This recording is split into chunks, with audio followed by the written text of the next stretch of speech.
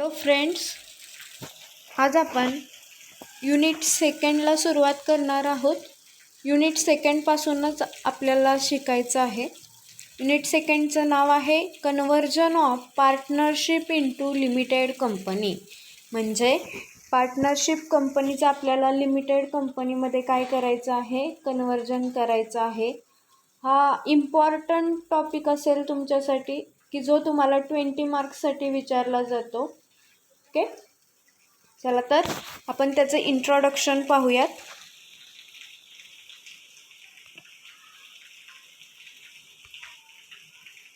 Okay, पहा इंट्रोडक्शनमध्ये काय सांगितलं आहे. To convert partnership into a limited company means to change the form of partnership business to form of limited company. म्हणजे पार्टनरशिपचा आपल्याला लिमिटेडमध्ये कन्वर्ट करायचा आहे. याचा अर्थ पार्टनरशिप जो बिझनेस आहे आपला, त्याचं लिमिटेड कंपनीमध्ये काय करायचं आहे, रूपांतर करायचं आहे. If may be A private limited company और पब्लिक लिमिटेड कंपनी. म्हणजे कोणकोणत्या दोन कंपनींचं आपण लिमिटेड कंपनीमध्ये कन्वर्ट करू शकतो. एक तर प्रायव्हेट लिमिटेड असावी किंवा दुसरी कोणती पब्लिक लिमिटेड असावी. Conversion is done by either transferring और सेलिंग ऑल और some of the assets and liabilities. आता आपल्याला कन्वर्जन करायचं आहे, पार्टनरशिप फर्मचं लिमिटेड कंपनीमध्ये कन्वर्जन करायचं आहे. म्हणजे एक्झॅक्टली काय करायचे आहेत की ज्या काही असेट्स आणि लायबिलिटीज आहेत त्या काय करायचे आहेत, दुसऱ्या कंपनीला विकायचे आहेत, सेल करायचे आहेत. म्हणजे याचा अर्थ दुसरी कंपनी ती काय करणार, त्या असेट्स आणि लायबिलिटीज आपल्याकडून टेक ओव्हर करणार आणि त्यापासून नवीन प्रोडक्शन तयार करणार. लक्षात आलं. म्हणजे त्यांचं काय ॲडव्हान्स असेल, ॲडव्हान्स म्हणजे पॅकिंग असेल म्हणा, फॉर एक्झाम्पल ॲडव्हर्टाइजमेंट असेल त्याची, किंवा त्या प्रोडक्टमध्ये काही चेंज करायचं असेल, प्रोडक्टची क्वांटिटी वाढवायची असेल, क्वालिटी वाढवायची असेल, या सगळ्या गोष्टी ते टेक ओव्हर केल्यानंतर कंपनी करणार. पण जुन्या कंपनीने नवीन कंपनीला जर ती कंपनी विकली, म्हणजे फॉर एक्झाम्पल काय केलं, चेंज केलं, पार्टनरशिप बिझनेस लिमिटेड कंपनीला दिला, याचा अर्थ त्याच्या ज्या काही असेट्स आणि लायबिलिटीज आहेत त्या नवीन कंपनीला त्यांनी दिल्या. लक्षात आलं.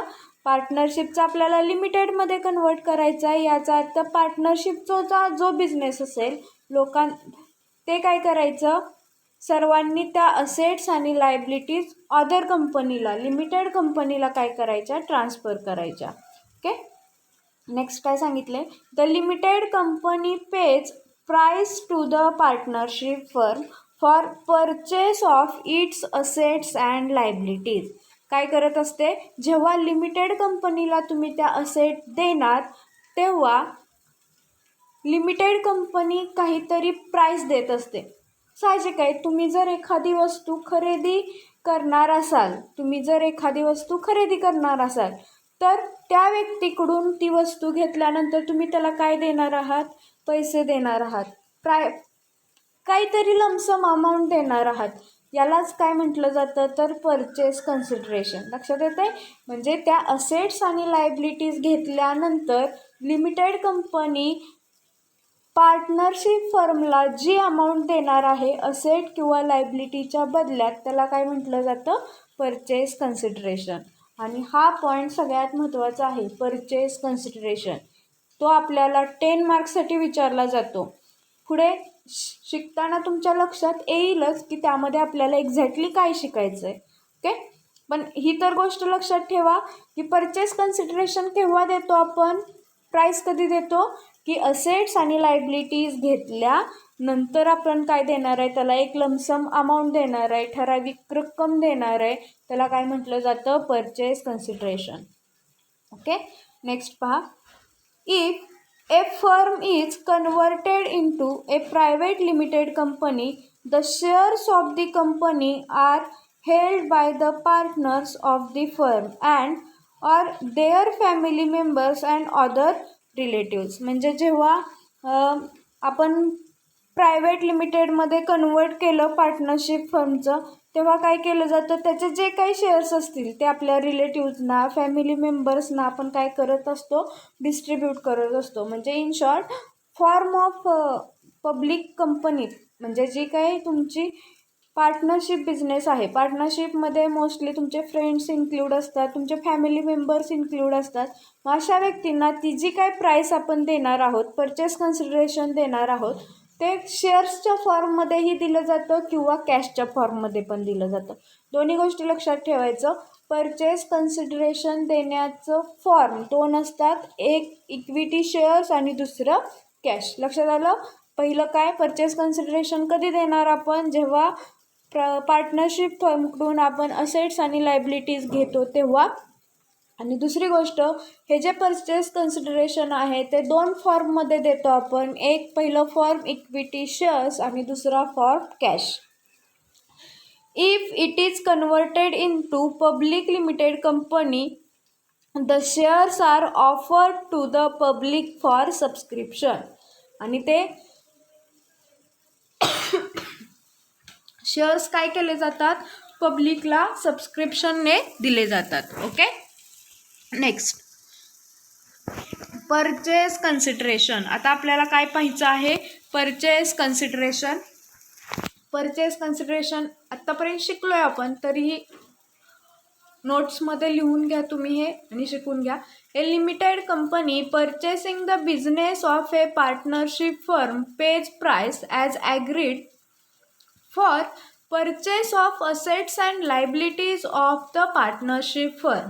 म्हणजे लिमिटेड कंपनी पार्टनरशिप फर्मकडून बिझनेस परचेस केल्यानंतर काहीतरी प्राईस देते. कशाबद्दल प्राईस देते ते, की असेट्स आणि लायबिलिटीज परचेस केल्याबद्दल त्याची काहीतरी रक्कम देते. त्यालाच काय म्हटलं जातं, परचेस कन्सिडरेशन.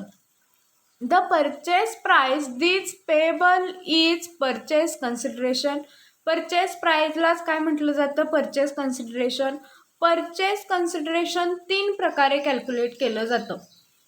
पहिला प्रकार आहे, if the purchasing company agrees to take over only asset. हा महत्त्वाचा आहे.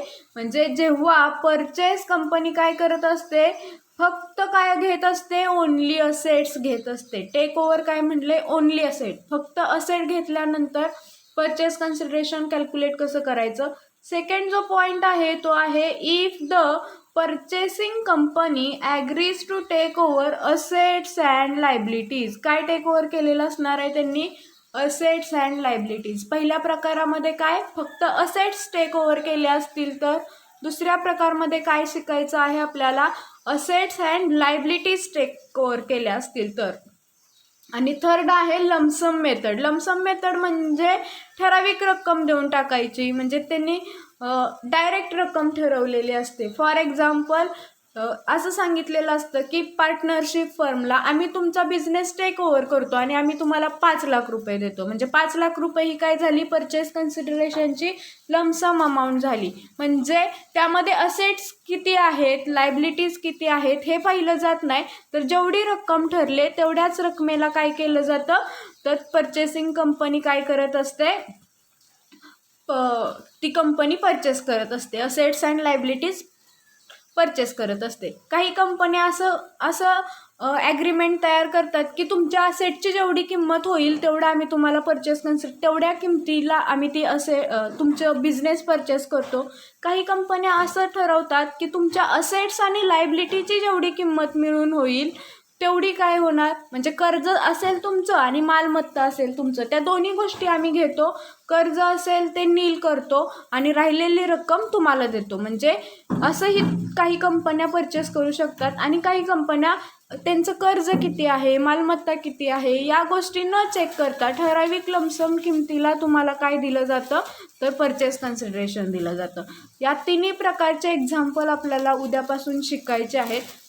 तोपर्यंत तुम्ही पहिली गोष्ट काय सांगितलेली होती, या युनिट सेकंडचं जे इंट्रोडक्शन दिलं आहे तुम्हाला की आपल्याला conversion of partnership firm into limited कंपनीमध्ये काय शिकायचं आहे हे लिहून घ्या. त्याचा जो मी काही अर्थ सांगितलेला आहे तो ज्यांना लक्षात येत नसेल त्यांनी हवं तर मराठीतही लिहून घ्या.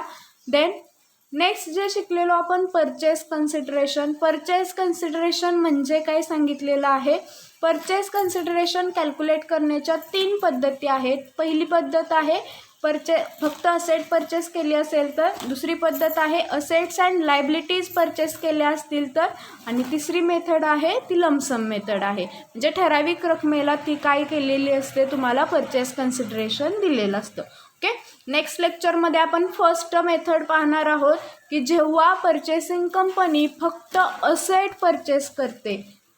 नेक्स्ट लेक्चरला जेव्हा purchasing company assets and liabilities purchase करते तेव्हा कॅल्क्युलेशन कसं असेल, आणि थर्ड लेक्चर लमसम मेथडचं. ओके. थँक्यू.